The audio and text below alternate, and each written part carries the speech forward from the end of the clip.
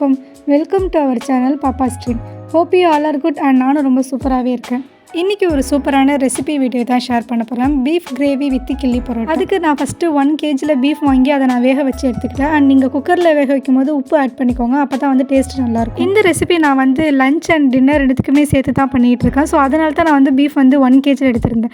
உங்களுக்கு டின்னருக்கு மட்டும் போதும் அப்படின்னா நீங்கள் வந்து 1/2 kg கூட வந்து பீஃப் வந்து எடுத்துக்கலாம். இப்போ ஒரு கடாயில் வந்து ஆயில் சேர்த்துட்டு பட்டை கிராம்பு இதெல்லாம் ஆட் பண்ணிக்கணும். அண்ட் அதுக்கப்புறமா நான் 2 வெங்காயத்தை இங்கே வந்து கட் பண்ணி வச்சுருக்கேன். ஸோ அதையும் ஆட் பண்ணிவிட்டு நல்லா ஒரு மிக்ஸ் கொடுத்து எடுத்துக்கிறேன். இந்த டிஷ் நான் பண்ணிகிட்டு இருக்கும் போதே அம்மா வந்து சைடில் லஞ்சுக்கான ப்ரிப்பரேஷனுமே பண்ணிக்கிட்டு இருந்தாங்க. வெங்காயத்தை வந்து நல்லா வதக்கி எடுத்துக்கோங்க. அது ப்ரௌன் கலர் ஆகிற வரைக்கும் நல்லா வதக்கி எடுத்துக்கோங்க, அப்போ தான் டேஸ்ட் நல்லாயிருக்கும். அண்ட் அதுக்கப்புறமா நான் ஒரு பச்சை மிளகா ஆட் பண்ணிவிட்டு 2 பழுத்த தக்காளி எடுத்துருக்கேன். ஸோ பழுத்த தக்காளியாக எடுத்துக்கோங்க, அப்போ தான் வந்து டேஸ்ட்டுமே நல்லா சூப்பராக இருக்கும். இந்த வெங்காயம் தக்காளி வந்து நல்லாவே வதங்கணும். ஸோ அதனால் 5 மினிட்ஸுக்கு மூடி போட்டு க்ளோஸ் பண்ணி வச்சுருங்க. ஆஃப்டர் 5 மினிட்ஸ்க்கு அப்புறமா நான் ஓப்பன் பண்ணி பார்த்துருந்தேன். வெங்காயம் தக்காளி வந்து நல்லாவே வதங்கிருந்துச்சு. அண்ட் அதுக்கப்புறமா 2 டேபிள் ஸ்பூன் வந்து இஞ்சி பூண்டு பேஸ்ட் வந்து ஆட் பண்ணிவிட்டு நல்லா மிக்ஸ் பண்ணி எடுத்துக்கணும். இப்போ நம்ம வேக வச்சிருந்த பீஃப் இருக்குது இல்லையா, ஸோ அதை வந்து நம்ம பண்ணி வச்சிருந்த மசாலாவில் வந்து ஆட் பண்ணிக்கணும்.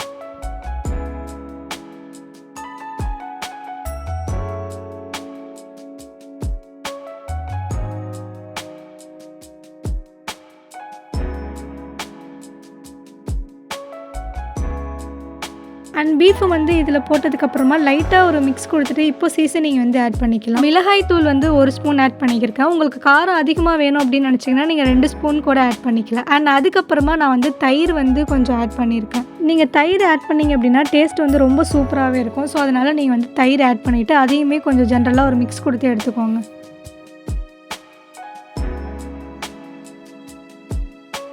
அண்ட் அதுக்கப்புறமா இப்போ மஞ்சத்தூள் 1 ஸ்பூன், சீரகத்தூள் 1 ஸ்பூன், உப்பு 1 ஸ்பூன் நான் ஆட் பண்ணியிருக்கேன். உங்களுக்கு எவ்வளோ வேணுமோ நீங்கள் அவ்வளோ ஆட் பண்ணிவிட்டு அண்ட் லாஸ்ட்டாக நம்ம மல்லித்தூள் 2 ஸ்பூன் ஆட் பண்ணிவிட்டு தண்ணி சேர்த்துக்கணும். நான் அன்றைக்கி தண்ணி வந்து 1 டம்ளர் வந்து ஆட் பண்ணியிருந்தேன்.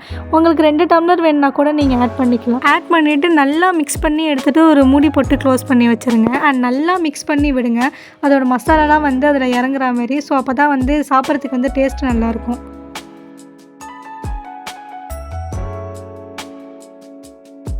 நான் ஆஃப்டர் 15 மினிட்ஸ்க்கு அப்புறமா வந்து பார்த்துருந்தேன். அது வந்து சூப்பராகவே வந்துருந்துச்சு. அண்ட் பார்த்தாலே உங்களுக்கு தெரியும் எவ்வளோ கலர்ஃபுல்லாக இருக்குது அப்படின்னு சொல்லி. அண்ட் இதில் லாஸ்ட்டாக கொத்தமல்லி மட்டும் ஆட் பண்ணிவிட்டு நம்ம வந்து ஸ்டவ் ஆஃப் பண்ணிடலாம்.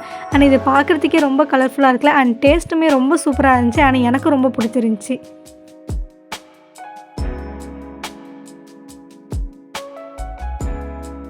இங்கே நான் கிள்ளி பரோட்டா பண்ணுறதுக்காக தோட்டத்துலேருந்து வாழை இலை வந்து நான் ஃப்ரெஷ்ஷாக வந்து பறித்து வச்சுருந்தேன். அண்ட் அதை வாஷ் பண்ணி முடிச்சதுக்கப்புறமா நான் ஸ்டவ்வில் வந்து லைட்டாக ஹீட் பண்ணி எடுத்துக்கிறேன். நம்ம இந்த மாதிரி ஹீட் பண்ணி எடுக்கிறதால வாழை இலை வந்து கிளியாமல் இருக்கும். நம்ம ஹீட் பண்ணாமல் வச்சிட்டோம் அப்படின்னா நம்ம வாழை இலை மடிக்கும் போது வாழை இலை வந்து கிழிஞ்சிரும்.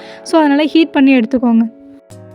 இப்போ நான் வந்து வெங்காயத்தை வந்து குட்டி குட்டி பீஸாக கட் பண்ணி வச்சுருக்கேன். அண்ட் அதுக்கப்புறமா புதினா மல்லியுமே வந்து நான் கொஞ்சமாக வந்து எடுத்து வச்சுருக்கேன். நம்ம பண்ணி வச்சுருந்த கிரேவியை வந்து எடுத்து வச்சுக்கலாம். அண்ட் மதியானம் நாங்கள் சாப்பிட்டு முடிச்சுட்டு பேலன்ஸில் இருந்தது தான் நான் இப்போ பண்ணுறேன். அண்ட் நான் பண்ணும்போது 2த்துக்குமே சேர்த்து தான் நான் வந்து இங்கே பண்ணியிருந்தேன். நான் இதை வந்து கொஞ்சமாக ஹீட் பண்ணி எடுத்திருக்கேன். நீங்கள் ஹீட் பண்ணலன்னா கூட பரவாயில்ல, நம்ம அது தோசைக்கல்லில் பண்ணும்போது அதுவே தானாக ஹீட் ஆகிடும். இப்போ நான் தோட்டத்துலேருந்து வாழை இலை பறிச்சிருந்தேன் இல்லையா, ஸோ அதில் வந்து நான் இங்கே ஒரு பரோட்டா வந்து வச்சுக்கிறேன். அண்ட் இந்த பரோட்டா வந்து நான் வீட்டில் கடையில் தான் வாங்கினது. இதில் ஃபஸ்ட்டு லேயராக வந்து பீஃப் கிரேவியை வந்து நான் வச்சுக்கிறேன். அண்ட் பீஃப் கிரேவி வந்து பீஃபை வந்து நல்லா குட்டி குட்டி பீஸாக கட் பண்ணி போட்டுருங்க, அப்போ தான் வந்து நல்லாயிருக்கும்.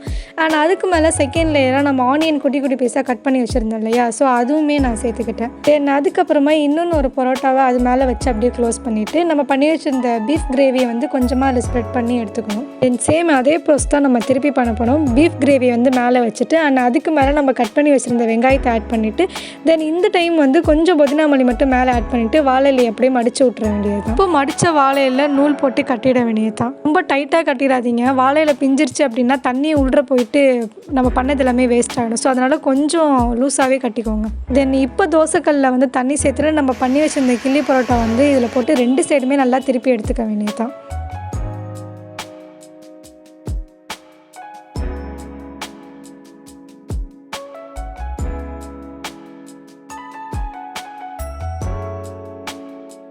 அண்ட் அது ரெடி ஆகிட்டு இருந்த கேப்பில் வந்து நான் இன்னொன்று செய்கிறதுக்காக இங்கே வந்துட்டேன். அண்ட் இந்த டைம் வந்து நான் இதில் எக் வச்சா எப்படி இருக்கும் அப்படின்னு சொல்லி ட்ரை பண்ணி பார்க்கலாமே அப்படின்னு சொல்லிட்டு நான் எக் வச்சுருந்தேன். சேம் அதே ப்ராசஸ் தான். அண்ட் செகண்ட் பரோட்டா வைக்கும் போது நான் வந்து அதில் எக் ஆட் பண்ணிக்கிட்டேன். அவ்வளோதான், பாக்கி எல்லாமே ப்ராசஸ் எல்லாமே சேம் தான். நீங்களும் இதை ட்ரை பண்ணி பாருங்கள். டேஸ்ட்டு வந்து சூப்பராகவே இருந்துச்சு.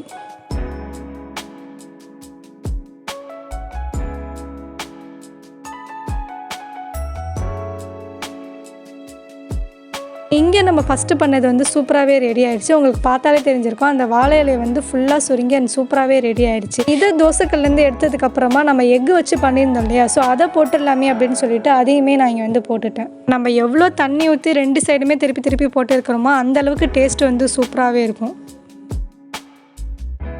இப்போது நம்ம ஃபஸ்ட்டு பண்ணது வந்து ஓப்பன் பண்ணி பார்த்துடலான்னு சொல்லிட்டு நான் இங்கே எல்லாமே ஓப்பன் பண்ணிகிட்டு இருந்தேன்.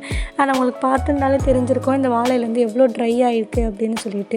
ஸோ இப்படி இருந்தால் தான் வந்து உள்ள சூப்பராக இருக்கும். அண்ட் நானும் ஓப்பன் பண்ணி பார்க்கலாமே அப்படின்னு சொல்லிட்டு ஓப்பன் பண்ணி பார்த்துருந்தேன். அண்ட் ரொம்ப சூப்பராகவே வந்துருந்துச்சு. அண்ட் பார்க்குறதுக்கே அவ்வளோ கலர்ஃபுல்லாக அண்ட் ரொம்ப டெம்டிங்காக இருந்துச்சு. அண்ட் டேஸ்ட்டுமே ரொம்ப சூப்பராக இருந்துச்சு. உங்களுக்கு பார்த்தாலே தெரியும் இது எவ்வளோ சூப்பராக வந்திருக்கு அப்படின்னு சொல்லிட்டு.